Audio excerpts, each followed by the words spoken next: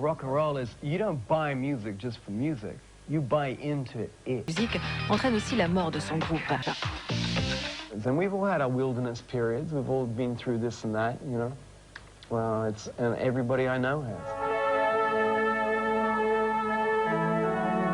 We started out as friends, basically, and then became a band. Then we became enemies. Yeah. 2 schools in our area, and half the band went to one school, Forest High, and the other half went to Davidson High.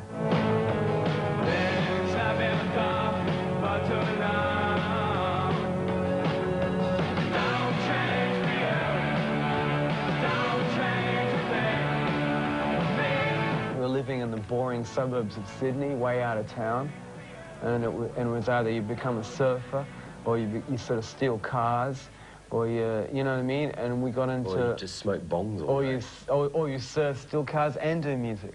And smoke bongs. Yeah, so that's about, you know, we put it all together. The first song we ever played was I Shot the Sheriff. It was Bob Marley's song. Yeah, that's right. And that was it. I mean, you know, we just knew that that was the best thing we'd all been in before. I shot the sheriff,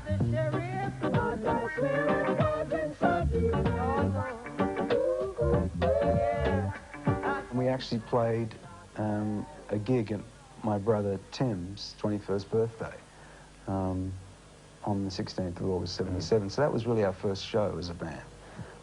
And so that's become our anniversary date. Les 6 garçons forment une équipe soudée. Quand... We all lived in one house for a while in Perth. About after a year. That's really It was like the Monkees. And yeah, I mean, they were a pretty hard time. Some gigs would come on stage and Andrew was wearing a rooster outfit. And, you know, and Kirk was a rabbit or something. I can't remember. But I mean, you know, we could just take it all away and just, you know. Sorry, Kirk that was a field mouse. an asshole.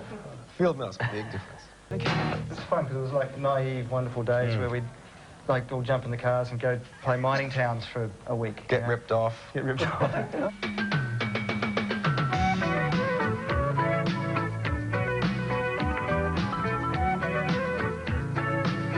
Aujourd'hui, les 5 membres du groupe INXS vivent toujours dans leur chère patrie, l'Australie.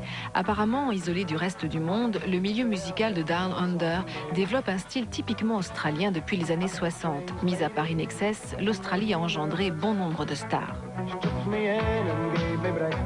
Australia was not London and not, you know, New York or Los Angeles or whatever, you know, the sort of meccas of the music industry. And when we were growing up, our radio was a real mishmash of all different styles.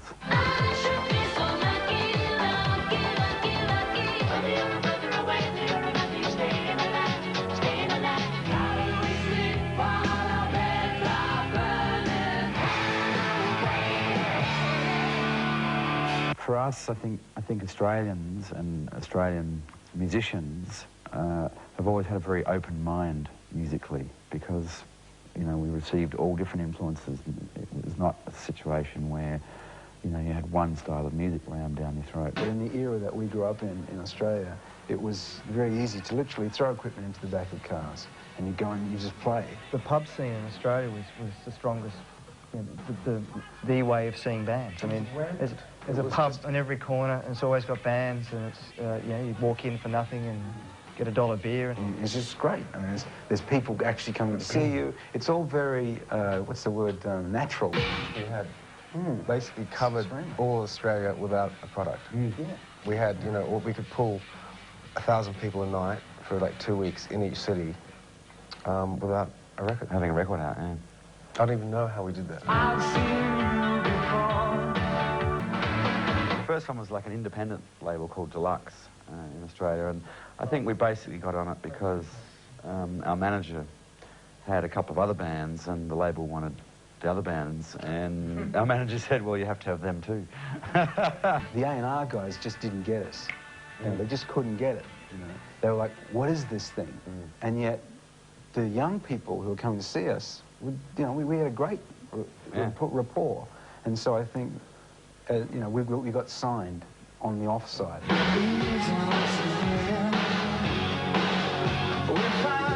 Ils sortent leurs 2... Well, when we first left Australia, it was literally as soon as we sort of could afford to, because we always had aspirations from the beginning to not just be an Australian band. We wanted to take our music to the rest of the world, for whether it, just to see whether it, you know, sank or swam. And, you know, sorry, I just thought that was, wow, how poetic. I remember into the bank, and we asked for 100 grand, and we put everything, I don't know where we got the guarantee from. I think we just all our equipment or something, and we flew to the States, and we'd still be driving taxis right now, paying it off if it hadn't worked. The kids were going nuts in that. They knew all of the songs. We were going nuts. Yeah. But yeah, it was interesting because we sort of, you know, we just didn't expect that, and also, you know, the thing we didn't expect was sort of. We'd up until then, we'd only played to people over the age of 18, basically, in pubs, you know, in Australia, the drinking age. We walked out on stage, and there was all these screaming young women, and wearing homemade INXS T-shirts and banners, you know, and yeah, not a lot else sometimes. And all of a sudden, we, you know, were sort of confronted with. You know, young teenage girls throwing teddy bears and underwear on stage, and it was like, this place is weird. We didn't understand this audience at all. We didn't understand what had happened, and we were on stage, and they rushed the stage, and the stage collapsed, and we only played for like 15 minutes, and we had to get off, and that was our first show in the States, you know. And we were backstage looking at each other, laughing, going, what was that about? Yeah. We couldn't relate at all to this pop success. And this thing called love. What is this thing called love? And is this your teddy bear, Tim? And one of the things we've obviously become really known for, as we mentioned earlier, is that sort of fusion of you know, funk and rock, dance and sort of hard edge. It's important, I think, as a band, you know, as INXS, as Andrew was saying, to realise what our strengths are. And our weaknesses. Someone said to us recently, so are you going to, you know, are you going to add anything modern to music? And we're like, what? Oh, you know, like some technology or, you know, computer-driven things, or we're like, and? Because we were doing that so long ago, that to us now, it's not boring, but like, hey, let's do something else, you know? We're not good at being. Not good at doing what we're meant to be doing. At the time. At the time. You know, we're always trying to break out of the box.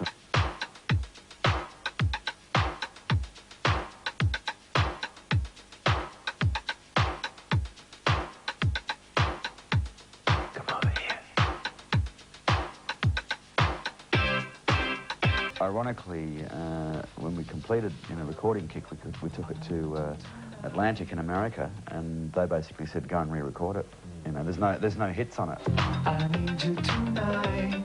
Need You Tonight was this wacky song that was a little different, and it actually was in two parts. The second part was called, what's it called? Mediate. And we just put it out like, here's a little taste of what the rest is going to be like, and it went to #1 really quickly in America. And no one predicted it. Avec... Things did get slightly on the edge there, I think. Towards the end of that, towards the end of that tour, I was like, just hang in there, you know. I mean, everyone started to get a little wayward. We'd been working so hard up to that point. We'd been touring, as Gary said, like unreasonable length. For me, I'm always testing how much alcohol I can handle when I perform, and at that period, I think we're all, you know. I can see that Michael had found the whole kick thing very intense for him personally. And he's a tough guy, but I could see that he was pushing the limits a bit there. We were just being ourselves, and we turned up as, I think everybody thought we were this ready-made pop phenomena. But actually we were just getting up in the morning and being ourselves. And the Spice Boys. Yeah, you know, it was weird. Kick was the best and worst thing that ever happened for us. You know what I mean? Because it distracts. You get this pop success as well as the musical success, and you get this, it's a big superficial monster, you know, it's a juggernaut, and you get on it and you surf it, and you're like, wow.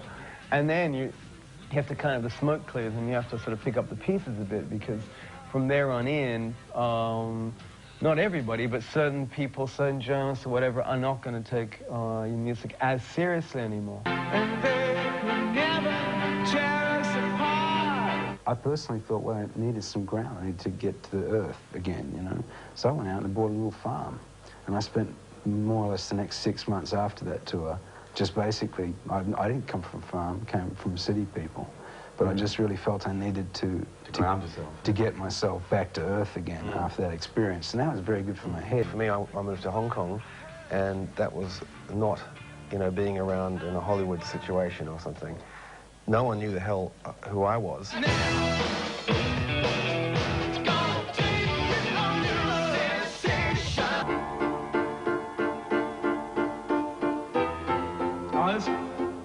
I saw him the first day he came from Hong Kong, got off a school bus from Hong Kong.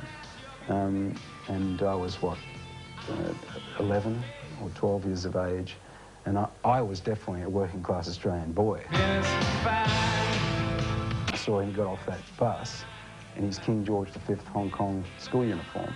And these guys are going to beat the shit out of him. And basically, I walked over and said, no, you're not. Because at that stage, I guess I was perhaps, you know, a little bit stronger or whatever.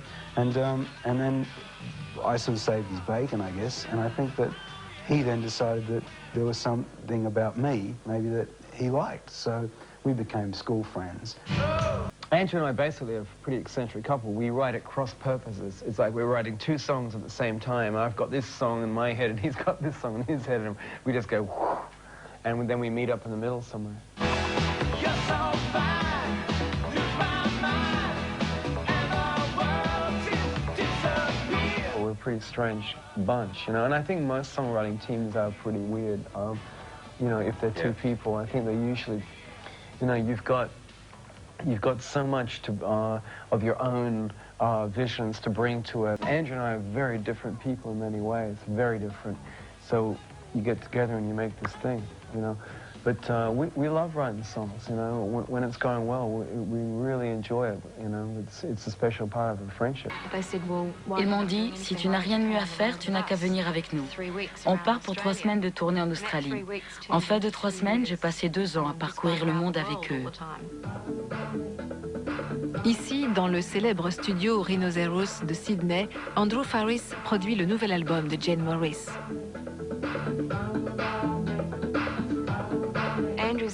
De tous les producteurs auxquels j'ai eu affaire, Andrew est le seul qui soit d'abord un musicien. Pour moi, ça fait une grosse différence, parce que les arrangements, c'est essentiel.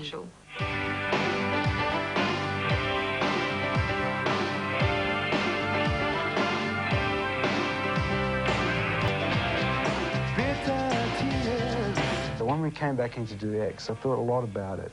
And I thought when I was started writing some of the music again for that record, I thought of things like Suicide Blonde and those sort of things that had those grooves in it that could kind of maybe take us somewhere else again from Kick. In X, what was important were the ballads. We had some The Stairs, By My Side. I think those songs led us into a new direction. I think our ballads have been developing. In the dark night, by my side. X did really well for the band. X was a big success for INXS. It was a good record. We you know, It sold more than Kick in Europe, I think.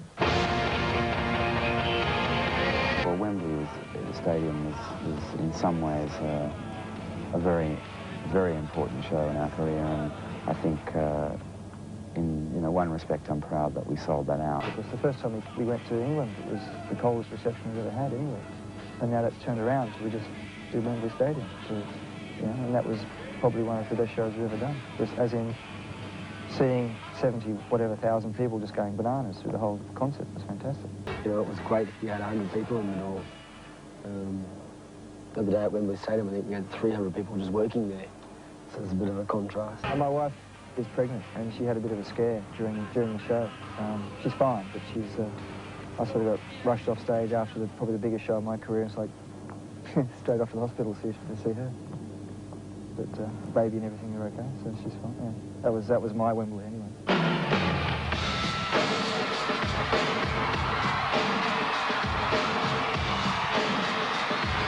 I mean, I'm really proud of her touring. I think a lot of bands these days don't even tour. You know, they're big bands, and they can't even tour. They don't even have, you know, I don't know what it is, but they just don't go do it, you know. They can't even do it. We've always prided ourselves on being alive and doing that, you know. So, you know, but I mean, doing it is tough, and it's cost us a lot personally each. Not in money. Yeah, your personal life is shanghaied. You say goodbye to people for 2 years, you know. You say goodbye to family, friends, relationships. Touring is like this. It's like a monkey, you know, or a rat in a laboratory. There's an on and an off switch. And the gig is the on switch. And you're going, doink. And then you have to go off. And you go, doink, off. And then doing that so extremely is very weird for your brain in your life, you know, because you end up back in your room and you're sitting in your hotel room and you're trying to read your book for 4 hours while you're like, you know, it just doesn't work that way.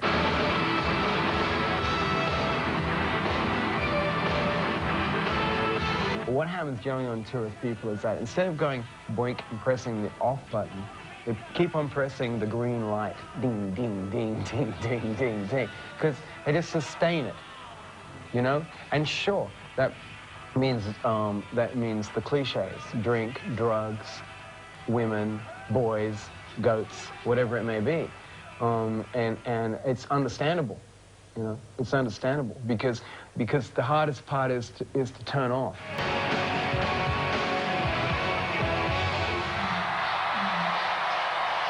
Never argue with me when I've got a knife in my hand. He can be quite a shy person. As a performer, to break through a shy shell, the exact opposite extreme thing happens, and that's probably what makes him such a great performer. He's not a typical working class Australian guy. He spent quite a number of years as a child living in Hong Kong, going to school, and his parents used to have, you know, cocktail parties about every night, and they had, you know, they had servants. His whole life, Michael's life, has been spent running around, not just in Australia, but just enjoying the world for whatever the world wants to be. Mais dans sa patrie, le public le taxe de snob arrogant et Michael Hutchence est boudé pendant quelques temps. Hutchence, le bellâtre qu'on ne voyait qu'au bras de top modèle, donnait une image trop idyllique qui avait fini par exaspérer de nombreux Australiens. In a situation where you're in the public eye all the time, and I think people probably, and I'm happy about it, don't really know who I really am, in many ways, you know? It means that I'm probably superficially judged rather than any deeper than that. The most charismatic part of Michael's performance is that's exactly what he is. You know, he's not pretending, it's really what he is, you know. And people may mistake that, or they may call it arrogance, they may call it this, they may call it that. I just think that he's bloody good at what he does. In many ways, it's just natural. I get up, put my clothes on, go through the day, write a song, go to the gig.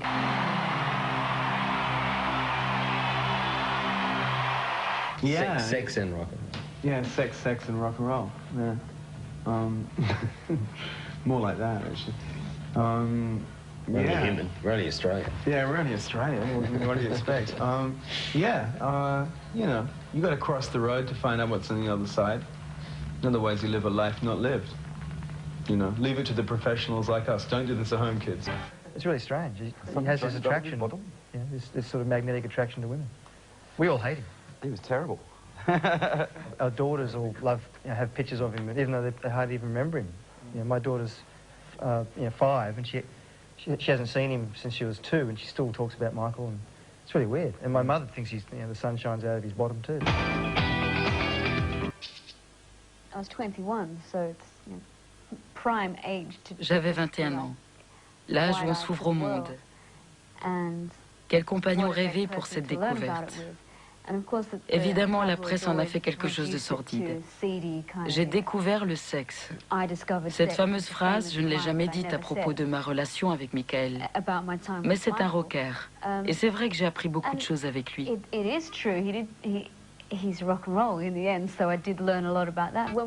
À la rupture, j'ai été anéantie, incapable de manger, de dormir, de rester éveillée, de faire quoi que ce soit, un vrai zombie. a zombie.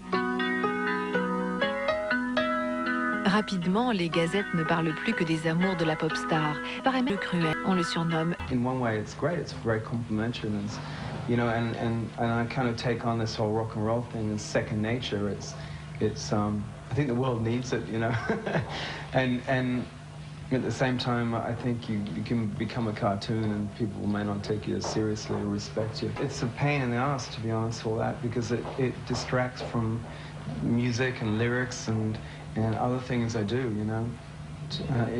I've always been sort of in half mind about it.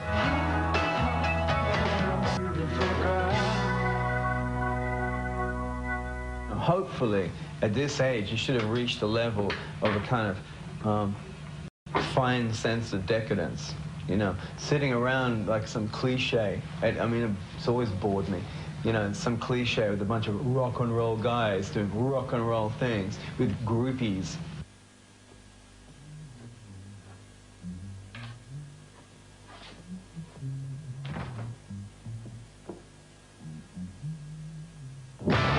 En 1980, bien avant la... We spend a lot of time looking over every treatment, and we spend a lot of time talking to the directors. We adjust it where we want it to go. We got more involved in our videos than I think a lot of other bands have, and we were more directly responsible for what we were doing. We think it's a great medium if it's done well, and we've done some videos that have been, I think, you know, been breakthroughs.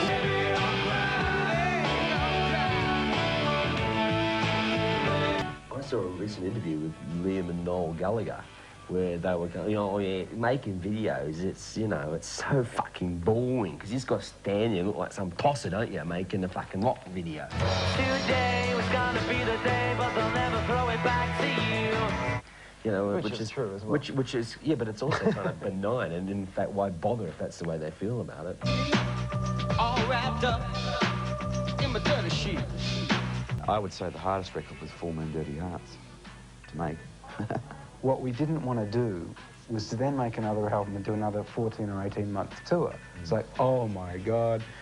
So I think what we thought we'd do is, instead of that, is put more emphasis on our recording career and do 2 albums, you know, fairly close together, have more of a recording career. And I think everything went fine with the first one of those, which is Welcome to Wherever You Are. And I think that got great critical reviews all around the world. I want people to connect with our music and on whatever level. If it's a pop level, that's great, you know. If it's a very serious music level, that's great too, you know. We have that too, you know.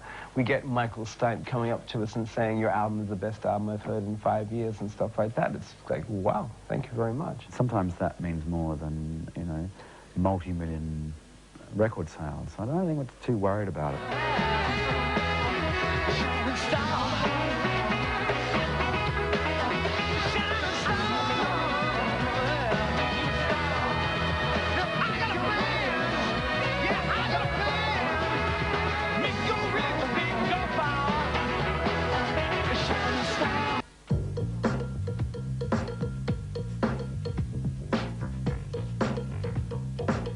Pendant plus de 4 ans, les INXS ne font plus parler d'eux.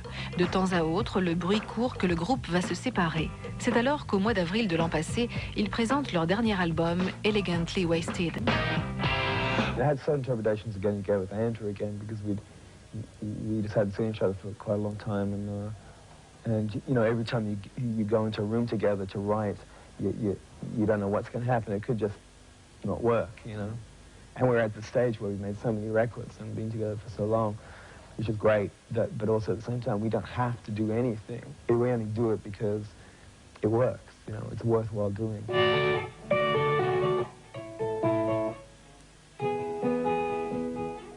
It has been a long break in a sense for us as people, because we, in a sense, I think probably should have taken some longer breaks earlier on, but we never really did. As a group, and I think therefore this seems like a very long break, whereas other friends and musicians I have, whatever, it's a fairly normal break actually to take between albums, you know.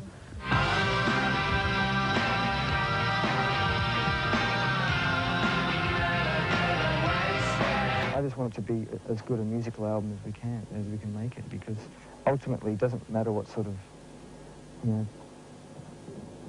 pop market you sort of ruling or not ruling at that time. I mean, ultimately it just comes down to what music and songs you have, because that's what's going to live forever. You do the best thing you can, and then if it does well, you feel, you feel very happy in it. And if it does not so well, then that's the way it goes.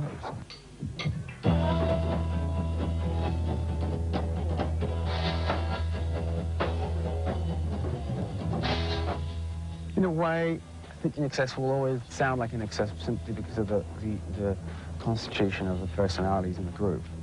But I do think that when we go away and the longer we're apart and the longer we're individually doing our own thing, it definitely helps bring a new spatial quality to the band's sound. I've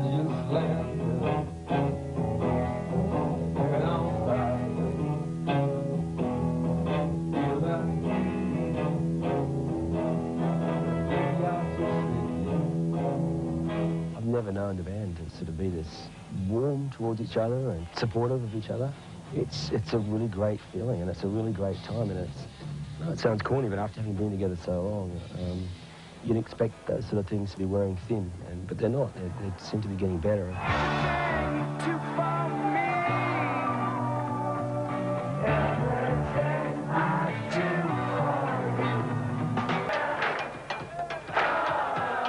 I remember this often when we were like, pretty young, and we were all driving around in the same car and hanging out, just the 6 guys like a gang, which is what we are.